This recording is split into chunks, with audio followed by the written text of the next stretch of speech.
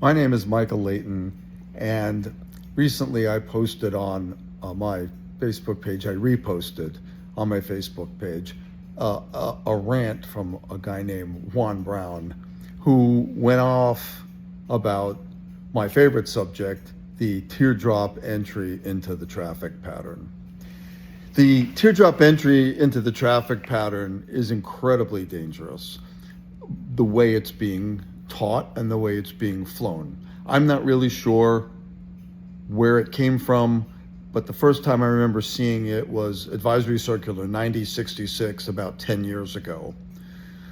The Advisory Circular was poorly written, and probably not by a pilot.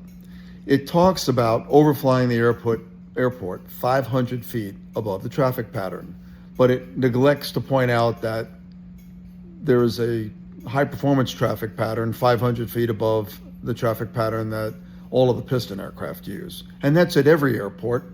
Don't take my word for it. Look at the airport facility directory or ForeFlight, and you'll see that turboprops and turbojet pattern is typically 500 feet above the piston pattern. So when you overfly the airport at 1,500 feet, you're flying right through the turboprop and turbojet traffic pattern.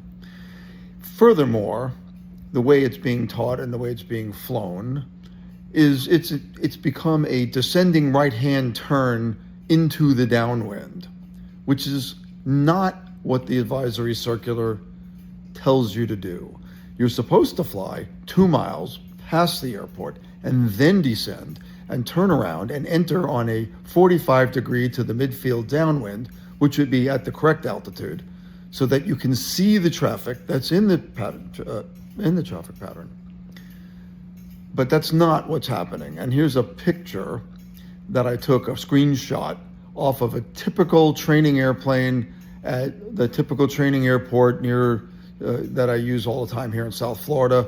And you can clearly see how this particular aircraft flies over the airport and makes a descending right-hand pattern into the downwind. Now, I want to point out to you that a high-performance traffic pattern being flown by a jet or a turboprop like a King Air or a Citation is at 1,500 feet, and they are 2 miles from the airport because their pattern speeds are much faster than the piston speeds that we're flying, and you're turning directly into them.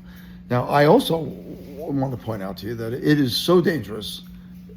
I have personally had a number of instances flying a King Air or a Citation where I came face to face with a Cherokee or a 172 doing this, and it's become incredibly frustrating. When you ask the pilot that's doing it, why are you at 1,500 feet? They say that's what the book says. Well, it's not what the book says. It's supposed to be 500 feet above all traffic patterns for starters, and it's supposed to be 2 miles from the airport before you turn around. I happen to have a couple of DPEs who will actually fail you if you do it. I don't teach my students to do it. We have always taught for the traditional midfield crosswind entry at pattern altitude so you can space yourself in with the other traffic depending on where they are. I'm not sure what it's going to take to get this fixed, but I fear that it could be a midair.